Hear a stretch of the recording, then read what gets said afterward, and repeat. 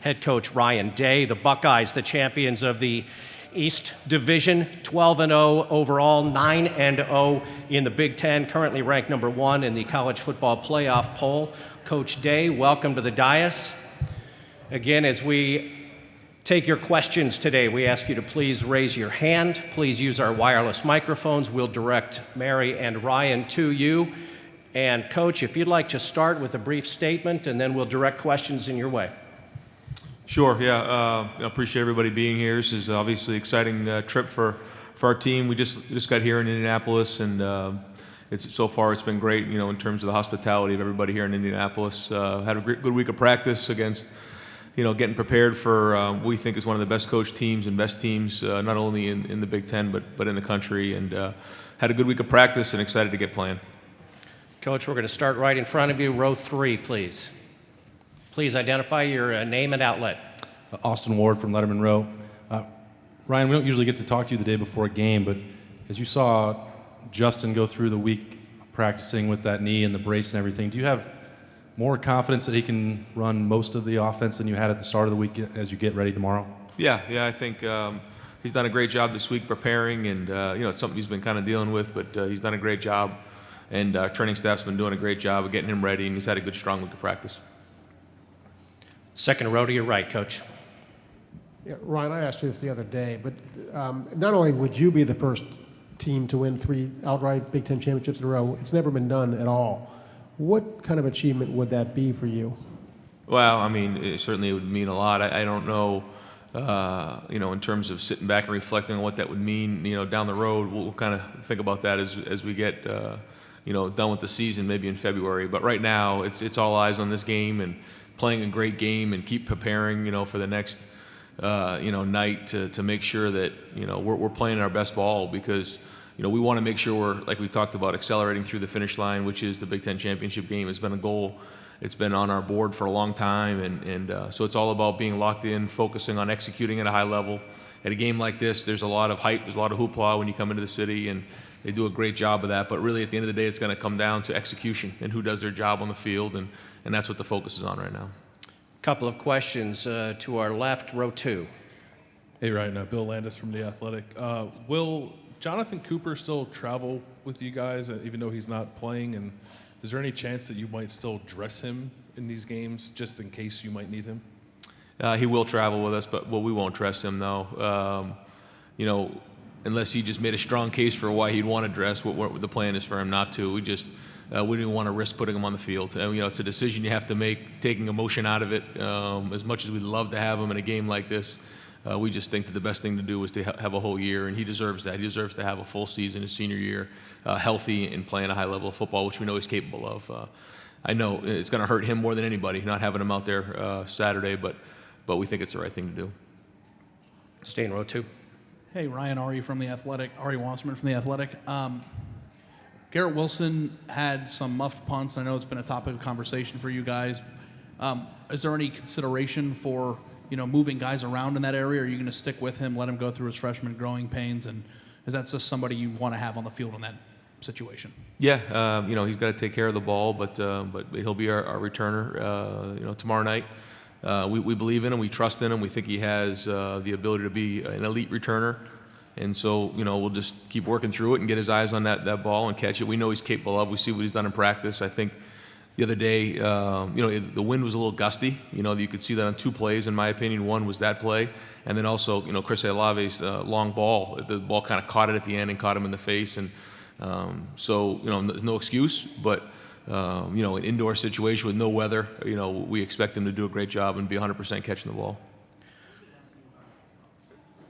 Go ahead and stay right here in row 2, and then we're going to go back to our right. Go ahead.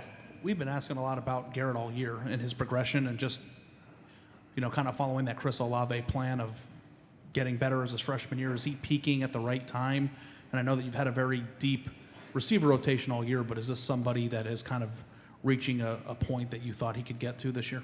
Well, he's practicing much better, and then to see him make those plays the other day, that's huge. But there is a process, and it takes time. It doesn't happen as talented as he is and some of the other guys are. It takes time, and his practice habits have improved, and you saw that, And so I think Chris was a great example of that last year, and now you get a chance to see Garrett shine in one of the biggest moments, and so now he's got to now carry that over into this game. He can't.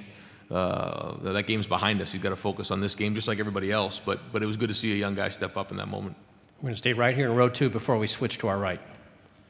Doug Maurice from Cleveland.com.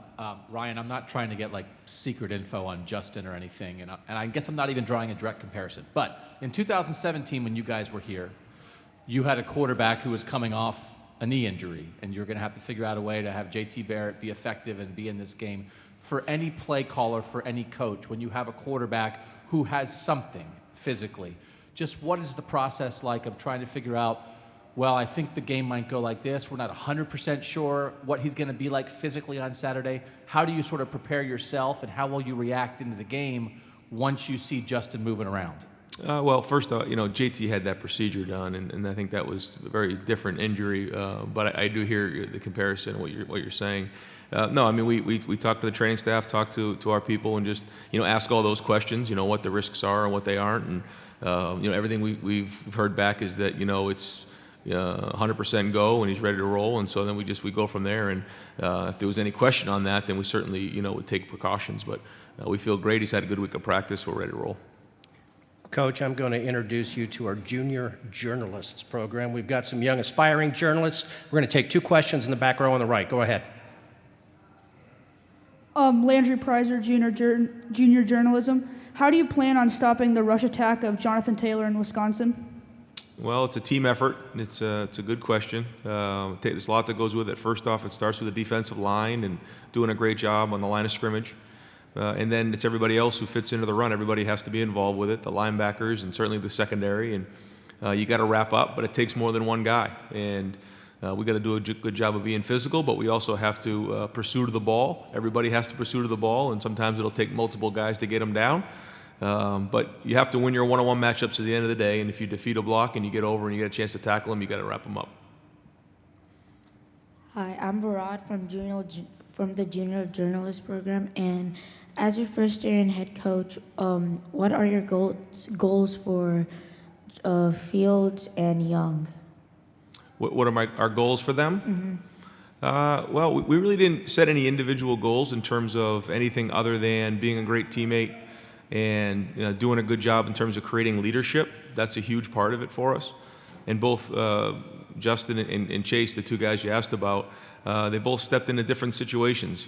Justin was the quarterback and hadn't had any collegiate starts, came into the program new in January, and then Chase had been in the program. This was his 3rd year. And both of those guys really stepped up into leadership roles this year, have done an unbelievable job. And of all the things that they've been, credited for this year, the thing that I'm the most proud of is their leadership and the way they've gone about their business week in and week out. Coach, we'll stay to your right, 3rd row on the right. Colton Bartholomew, Wisconsin State Journal. What has Greg Madison meant to you and your staff in his first year with you guys at Ohio State? Well, he's bring unbelievable set of experience to the table, and in that whole defensive room, I thought they've really done a great job of coming together in a short period of time and creating good chemistry over there. Because I think if you want to have good chemistry on a team, you have to have good chemistry on your coaching staff. And Greg's been through it before. He's a veteran. He knows what it takes, to win at the highest level, and his experience and just the fact that he's been there before really has been big for us. And then also just, again, that whole staff and the way that they've built chemistry has been really good. But again, when you have somebody with experience who has the answers, when things are flying around and the bullets are flying, it's always good to know that someone's been in the fire before. 2nd row to the right. Please raise your hand, please, and I'll identify for the next question. Ryan, Joey Kaufman, Columbus Dispatch. Getting Sean Wade back this week, what do you think is the biggest thing, of all the things that he does for you guys, what's the best thing he does to help you guys? Well, he brings a certain level of calmness to that defense because he has so much experience there. He's had a good week of practice, and He can identify what's happening. He's got a lot of experience in there. You know, last week we kind of moved Damon inside, and that created a little bit of unrest. We moved him back, and then things calmed down a little bit. But Sean has got a lot of experience. He's played a lot of football. He can recognize things. He's versatile, and he's good in the running and the pass game. To the left. Tim May, Lettermen Row. Ryan, I was wondering, have we made too much about a rematch 5-6 weeks after you've played a team? And number two, what are you behooved to change up a little bit in his signals, et cetera, as you go into a game like this? Well, no, I mean, it's a rematch, and so I know that's rare in college football, but again, I don't think you make too much of it in the fact that you can't all of a sudden just start changing everything you do, but you also can't do the same exact thing you did before. So there's somewhere in between. I think that's the balance you try to find is, you know, what kind of wrinkles can you show, but then allow the guys to play. Because again, at the end of the day, in an environment like this, in this type of atmosphere, it's about players, not plays, and allowing these guys to play freely, and then have their impact on the game based on what you're giving the guys, and making sure they're playing with a clear mind, and that's the most important thing to me in a game like this. Row 3 to the right. Joe Dempsey with Buckeyes Sports Bulletin. Ryan, in the offseason we talked with JK a lot about how he wanted to improve and how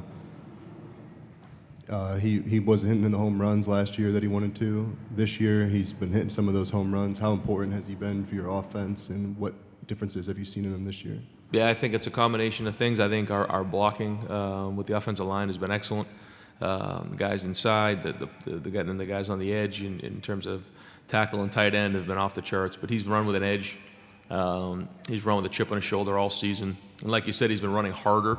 So, you know, those 4-yard runs are becoming 5 and 6, and then the big plays take care of themselves. And, you know, the big thing for him is just taking care of that ball, which for the most part he's done a great job of this year. But that's going to be a huge emphasis point going into this game. Run with your pads down, but take care of the football. Trust your offensive line, trust your reads, and if you do that, you're going to have one heck of a night. But that's the message to JK this week. Questions for Coach Dave. Front row here left.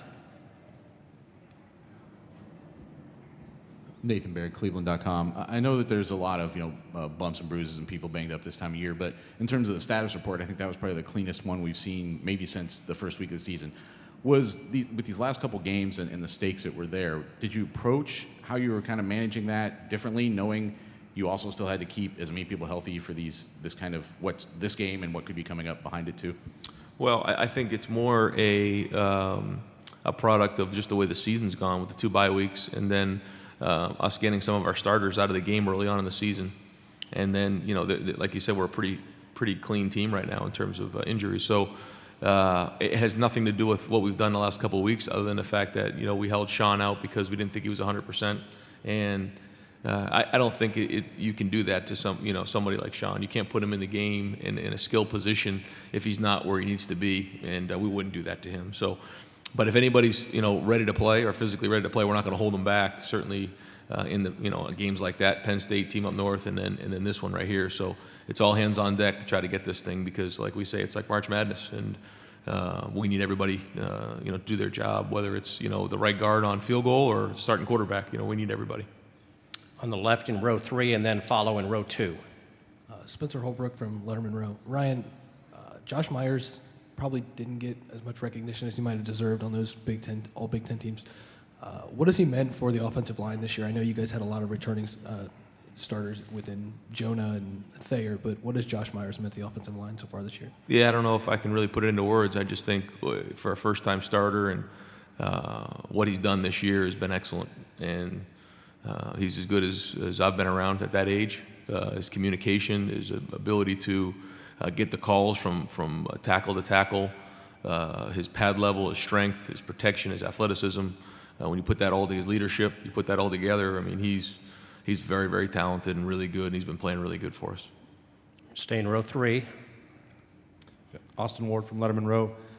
To go back to what you said, Ryan, about JK's chip on his shoulder, he's spent all year feeling underappreciated a little bit nationally. He seems to, feel slighted. And then this week he doesn't win Big Ten Running Back of the Year. Not asking for a recount or any votes or anything, but is that something that you sense motivates him, or is he paying any attention to that this week going into tomorrow night? Well, I think if I'm not speaking for J.K., you'd have to ask him that. But I know if it was me, I'd ask, what else do I need to do? And I think he deserves to be considered the best running back in the country. But that hasn't really necessarily been the case, and I know that bothers him, and I know he runs with a chip on his shoulder because of that. But you'd have to ask him how he feels. I know it bothers me, but he still has some more opportunities to prove himself here. To the right, row 2. Yes, Bill Rabino with the Columbus Dispatch. When we talked to KJ the other day, he's within reach of the career all-time receiving record at Ohio State, but he admitted it's been a frustrating year because the ball's been spread around so much, the running game is better. He's had to sublimate his own personal goals, and that's something the whole team has done. Can you kind of speak to that about KJ's season, and also just about the fact that some of these guys are not getting the stats that they would otherwise?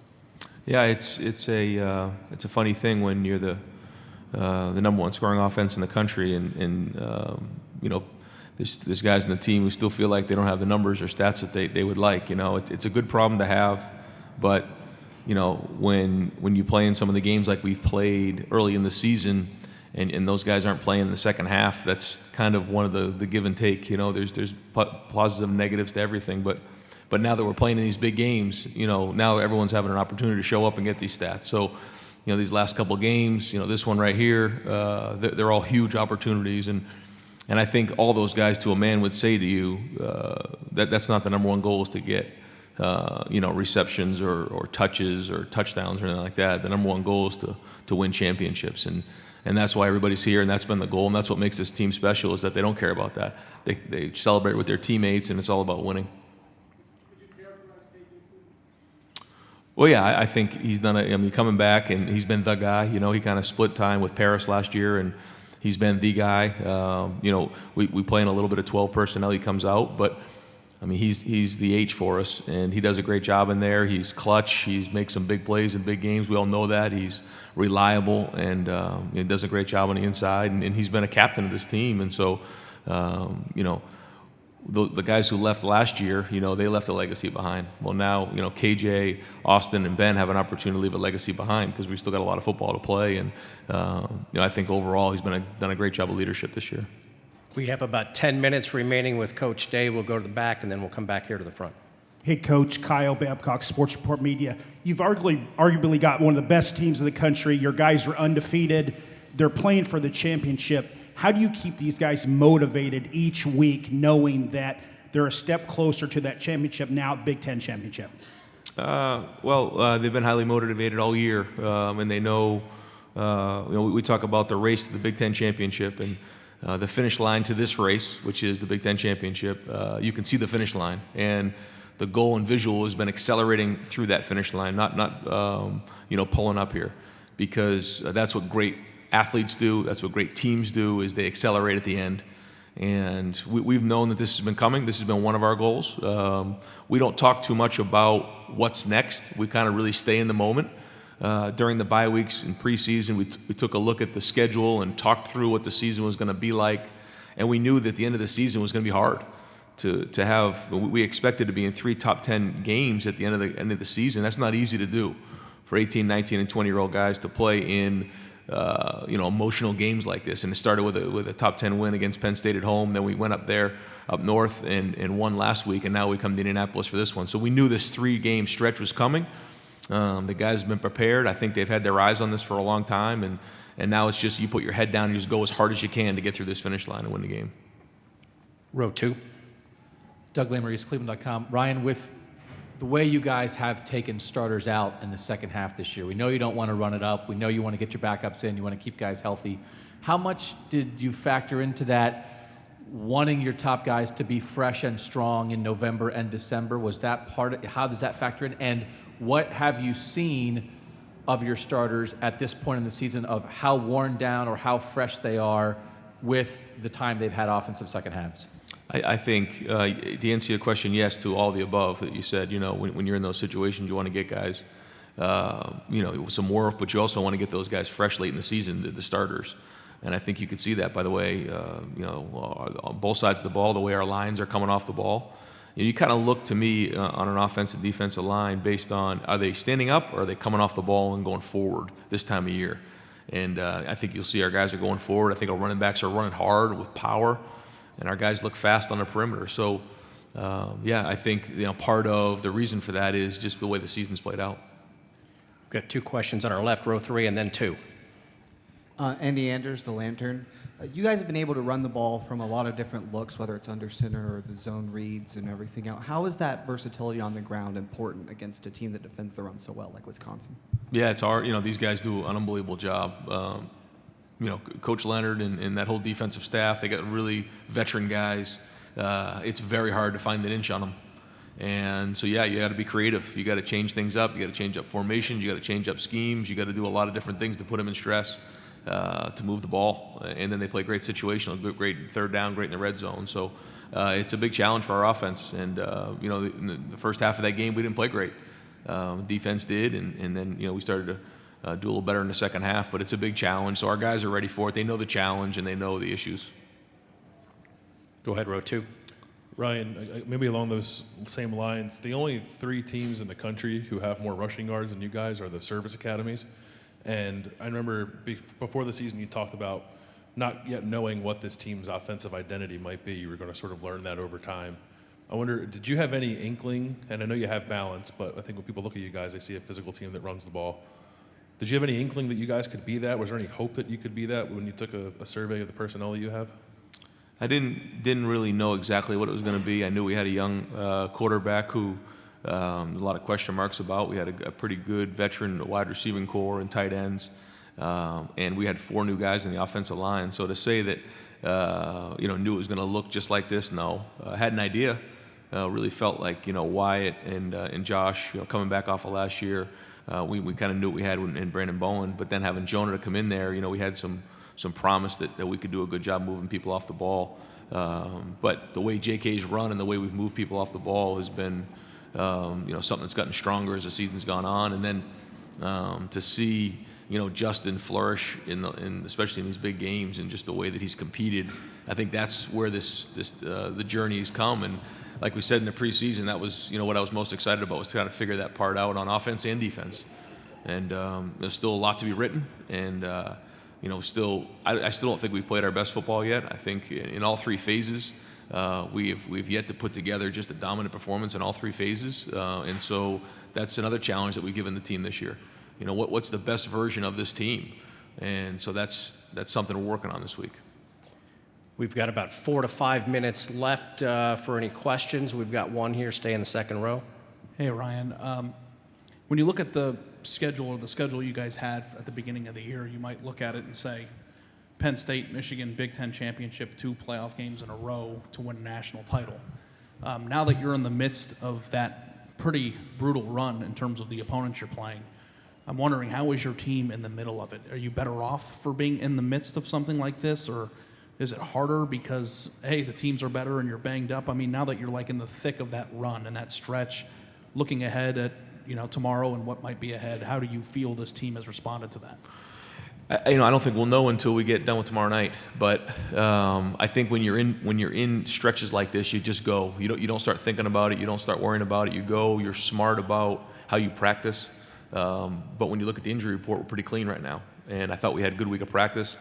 I expect us to play fast tomorrow night. But we'll know more when we get done with the game.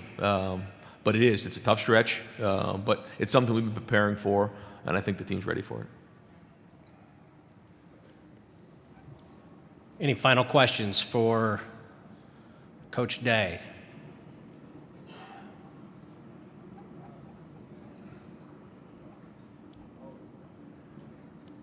Final questions. All right, we will give people a reminder before our photo opportunity.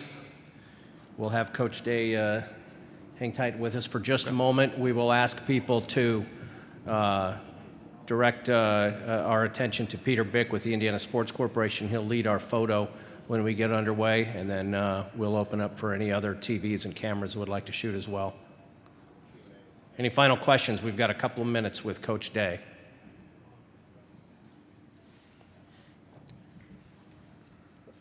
Ryan, if you want to, there we go, row 4. Tim Payne, Lettermen Row. Ryan, a lot of people seem to think that you can protect a quarterback and play calling, et cetera. And I'm just wondering, your approach tomorrow with Justin Fields is going to be, without giving away secrets, obviously, what? Well, when people ask me that question, the thing I go back to is really, the plays this year that he's got himself a little bumped and bruises were actually passes. So he's done a good job in the run game of taking care of himself. And so there's only so much we can do. The one in the Penn State game, he was rolling out to his left on that 4th down, and then the other one, he got hit in the pocket as well. So, you just do the best you can, and you try to, run the plays you think are going to be the most successful, and you go from there. But I think when you start to, be hesitant or overcautious, then you just set yourself up for failure. So we'll be aggressive, and we'll go. Take one more question from row 2, and then we'll have our photo session. Ryan, we've seen all year the way Justin has been in control of this offense on the field. He seems like a very low-key, even-keeled, kind of no-drama guy off the field, especially at the quarterback position. What does that do for a team if from our vantage point, it feels like Justin just sort of takes care of business and there's not a lot of outside stuff with him that we know sometimes with quarterbacks there can be stuff like that? Well, I think his family's done a tremendous job of grounding him. He has a tremendous approach, and he's humble. But deep inside, there's a fiery, competitive dude in there who just tries to go and take your heart out when he's at the game. But he's got an interesting demeanor about him. He's just very smooth, and you don't see much on the surface, but he's very, very competitive. And, that's something I didn't know about him until he started playing in these big games. And nothing but the utmost respect for him as a person and his character and his approach. He's a really good player. All right, we'd like to thank Coach Ryan Day with the Ohio State Buckeyes. Coach, if you want to stay tuned and stand by one moment, we'll welcome Wisconsin coach Paul Christ